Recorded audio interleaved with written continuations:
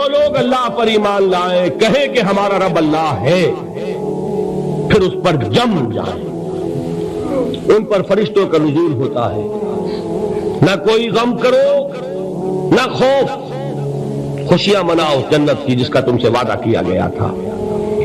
اللہ کی ربوبیت پر اطمینان جب انسان کو ہو جاتا، میرا رب اللہ ہے، ربی اللہ، انسان کے لیے نہ کوئی کھٹکا، نہ کوئی خطرہ، نہ کوئی خوف، نہ کوئی حزن۔ جو کچھ ہو رہا ہے کس کے اذن سے ہو رہا ہے؟ اللہ کے اذن سے۔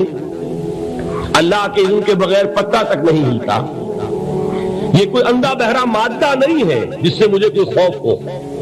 اندھا بھینسا چلا آ رہا ہو اس سے تو ڈرنے کا ہر انسان کو ڈرنا چاہیے، نہ معلوم کس کو ٹکر مار دے، لیکن نہیں، اس کائنات کو چلانے والا ایک سمیع و بصیر خدا ہے، وہ جو میرا دوست ہے، میرا ولی ہے۔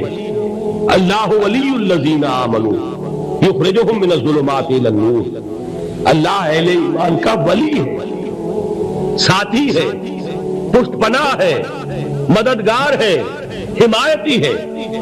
بتائیے جسے یقین ہو جائے کہ اللہ میرا مددگار، اللہ میرا محافظ، اللہ میرا پشت پناہ، اللہ میرا حمایتی، اس کے لیے کوئی خوف ہوگا؟ اس سے کوئی ڈر ہوگا؟ میں مثال دیا کرتا ہوں ایک بہت سادہ، پنجاب کے دیہات کی۔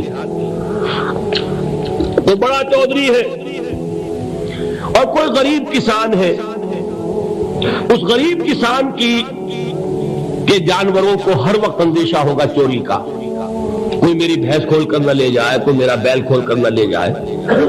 لیکن جس کے بارے میں یہ سب کو معلوم ہو کہ وہ جو بڑا چودھری ہے وہ اس کا دوست ہے، اس کی بچیا کو کوئی خوف ہوگا؟ اس کی بھینس پر کوئی ہاتھ ڈالے گا؟ اسے کوئی اندیشہ ہوگا؟ نہیں۔ کیوں؟ کہ وہ بڑا چودھری، بڑا اس کا یہاں کا سردار، جاگیردار، سب کو معلوم ہے وہ میرا دوست ہے، کوئی میرے خلاف اقدام نہیں کر سکتا۔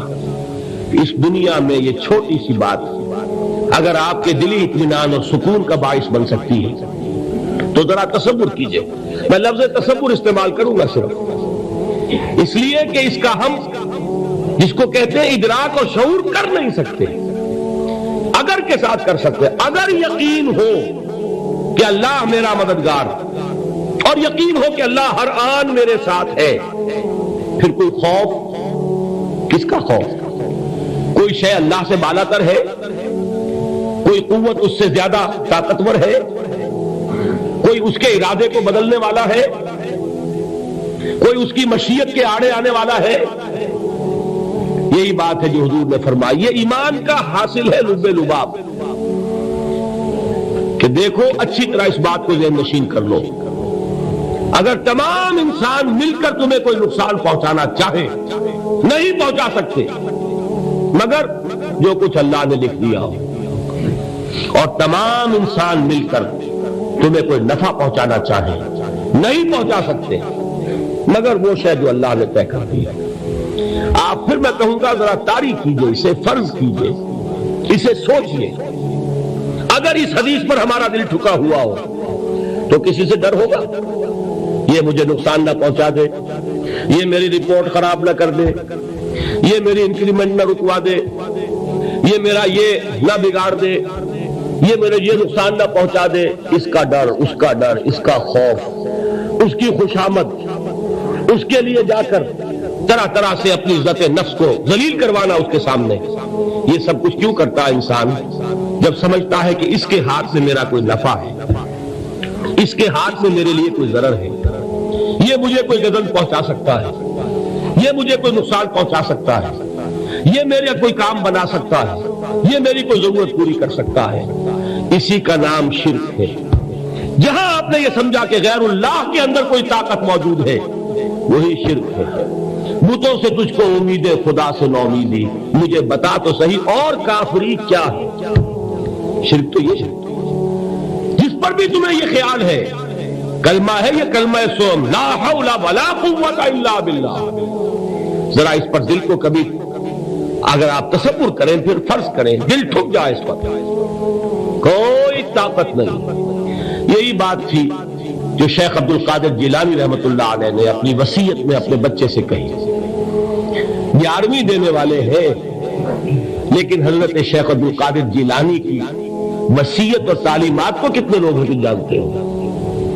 یہ جن مقامات تک پہنچے ہیں وہ کس چیز کی بدولت پہنچے ہیں؟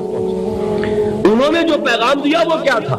اے میرے بچے، جس طریقے سے قرآن مجید میں حضرت لقمان کی نصیحتیں جو ہے نقل کر دی گئی ہیں، میں یہ عرض کروں گا بالفرض اگر قرآن حضرت عبد القادر جیلانی کے بعد نازل ہوا ہوتا تو شیخ عبد القادر کی یہ نصیحتیں بھی قرآن میں درج ہوتی. اتنی اونچی نصیحتیں ہیں. اے میرے بچے، اس حقیقت کو ذہن نشین کر لے، لا فاعل فی الحقیقت ولا مؤثر الا اللہ. اس کائنات میں نہ کوئی فاعل حقیقی ہے نہ مؤثر حقیقی ہے سوائے اللہ. کسی شے میں کوئی تاثیر نہیں اگر اللہ نہ چاہے. آگ جلا نہیں سکتی اگر اللہ نہ چاہے. پانی ڈبو نہیں سکتا اگر اللہ نہ چاہے. زہر ہلاک نہیں کر سکتا اگر اللہ نہ چاہے. کوئی چیز فائدہ نہیں پہنچا سکتی اگر اللہ نہ چاہے. تو در در پہ کیوں سر جھکاتے ہو؟ در در پر کیوں جبیں سائی کرتے ہو؟ سب کے سامنے کیوں ہاتھ پھیلاتے ہو؟ ایک اللہ سے مانگو، ایک اللہ کے سامنے جبین پر اپنی جبین رکھو. لا فاعل فی الحقیقت ولا مؤثر الا اللہ. نظر آتا ہے ہمیں کہ پانی پیاس بجھا دیتا ہے. پیاس بجھانے کی صلاحیت پانی میں نہیں ہے، اللہ کے اذن سے. کھانا بھوک مٹا دیتا ہے، بھوک مٹانے کی صلاحیت کھانے میں نہیں ہے، اذن رب میں ہے. دیکھیے یہی یقین تھا. حضرت موسیٰ علیہ السلام کا واقعہ یاد کیجئے. سامنے سمندر آ گیا ہے، قوم دیکھتی ہے پیچھے کہ گرد و غبار کا طوفان. معلوم ہوا کہ فرعون اپنے لشکر سمیت آ گیا. لشکر جب چلتا تھا تیز رفتاری کے ساتھ تو گرد و غبار کا جو طوفان اٹھتا تھا اس کا تصور کیجیے. اور لمحہ بلمحہ وہ قریب آ رہا ہے. پوری قوم نے کیا کہا؟ اے موسیٰ انا لمدرکون، اے موسیٰ ہم کو پکڑے گئے. قرآن مجید میں تو یہاں وہ باتیں نہیں لکھی ہیں، لیکن تورات میں یہ درج ہے کہ بنی اسرائیل جھگڑنے لگے، دست و گریبان ہو گئے موسیٰ کے ساتھ. موسیٰ ہمیں یہاں مروایا لا کر، اس سے تو ہم ہی بہتر تھے. وہاں کھانے کو ملتا تھا، زندگی تو تھی، بیگار ہم کر رہے تھے، موت تو نہیں تھی. اب جو کچھ ہوگا اس کا تصور کرو، جس طریقے سے ہمارے ٹکڑے اڑائے جائیں گے. تو لڑ رہے ہیں حضرت موسیٰ علیہ السلام سے. یہ تورات کی تفصیل ہے. قرآن میں صرف اتنا آیا ہے، پریشان ہو کر انہوں نے کہا انا لمدرکون، موسیٰ ہم تو پکڑے گئے. اس وقت موسیٰ کا جواب کیا ہے؟ کلا ان معی ربی سیہدین. نہیں، میرے ساتھ میرا رب ہے، وہ راستہ دے گا. بتائیے کہاں راستہ نظر آ رہا ہے؟ یہ ہے ایمان بالغیب. راستہ نظر نہ آئے تب اللہ پر یقین ایمان ہے. جیب میں پیسے ہوں اور تب دل کو اطمینان ہے تو ایمان کس پر ہوا؟ پیسے پر، اللہ پر نہیں. جب وسائل و ذرائع نہ ہو اور پھر یقین ہو کہ اللہ مسبب الاسباب ہے، وہ اسباب کا پابند نہیں ہے، وہ اسباب کا محتاج نہیں ہے، اسباب اس کے محتاج ہیں. اگر یہ یقین ہے تو اللہ پر ایمان ہے. یہ نہیں ہے تو تمہارا ایمان اسباب پر ہے، وسائل پر ہے، ذرائع پر ہے، مادیات پر ہے، اللہ پر نہیں. اس وقت کہاں راستہ تھا؟ کوئی راستہ تھا؟ سمندر ہے اور ادھر سے لشکر آ گیا ہے. کلا ان معی ربی سیہدین. اب دیکھیے ایمان کہہ دینا آسان ہے، ہوا معکم اینما کنتم، جہاں کہیں بھی تم ہوتے ہو اللہ تمہارے ساتھ ہوتا ہے. لیکن اس کا یقین قائم ہو جائے تو زمین و آسمان کا فرق واقع ہو جائے.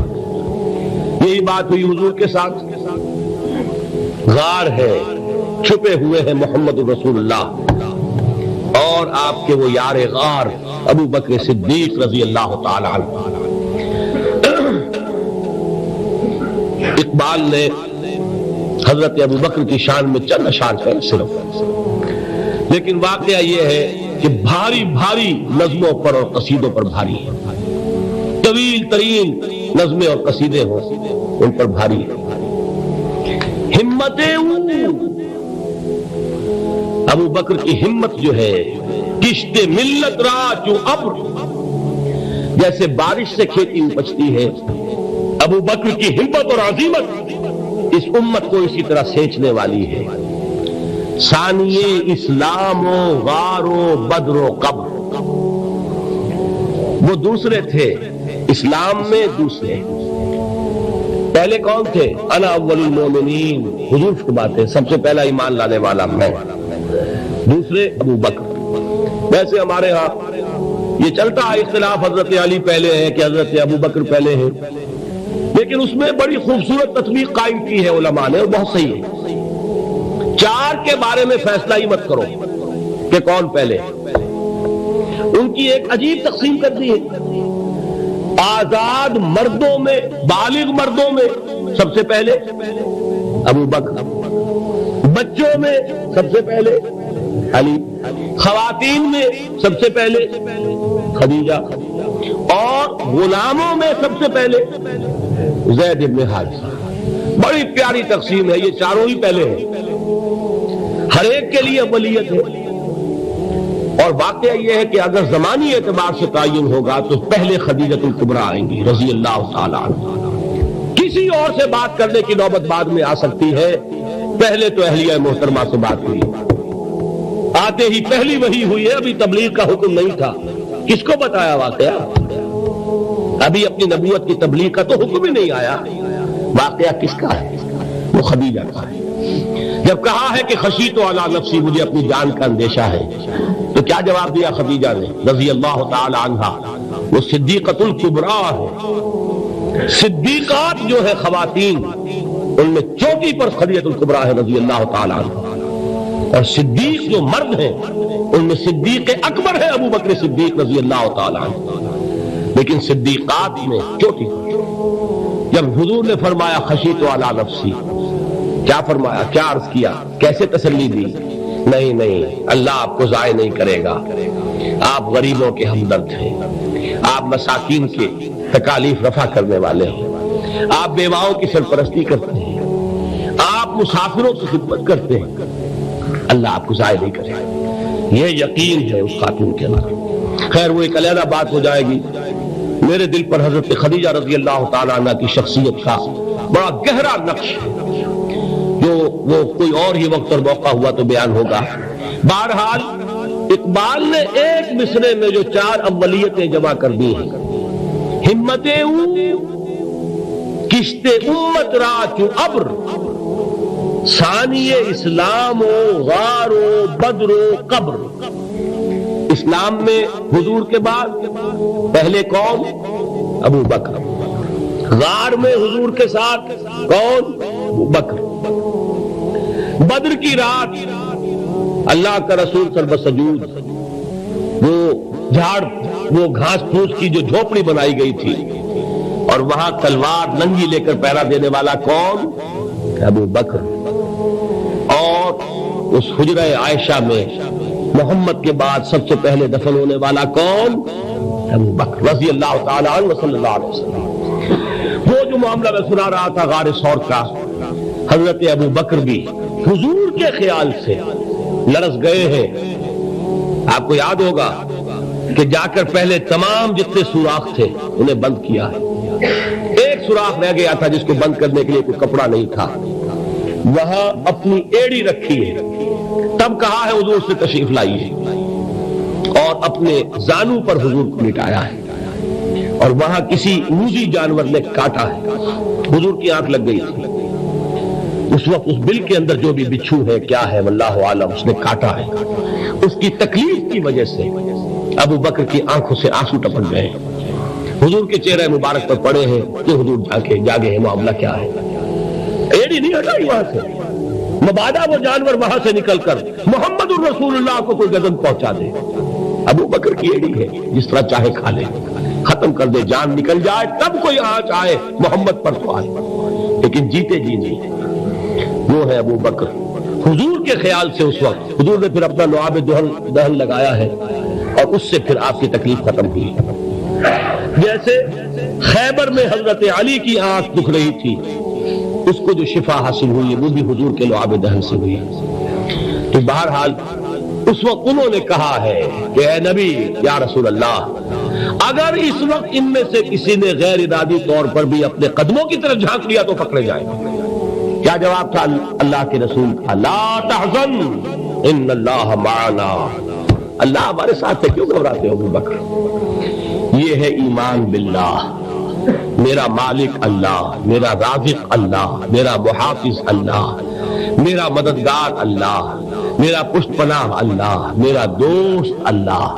یہ دوستی ہے اللہ کی جو لب لباب ہے، حاصل ہے ایمان کا، اسی کا نام ولایت ہے۔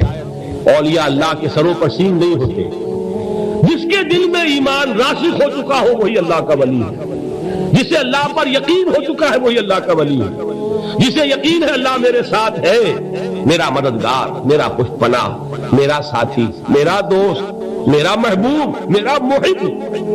اللہ اہل ایمان سے محبت کرتا ہے۔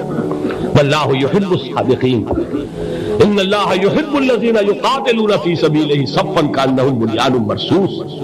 اللہ محبت کرنے والا، اہل ایمان محبوب، اور اہل ایمان محبت کرنے والے اللہ محبوب۔ والذین آمنوا اشد حبا للہ۔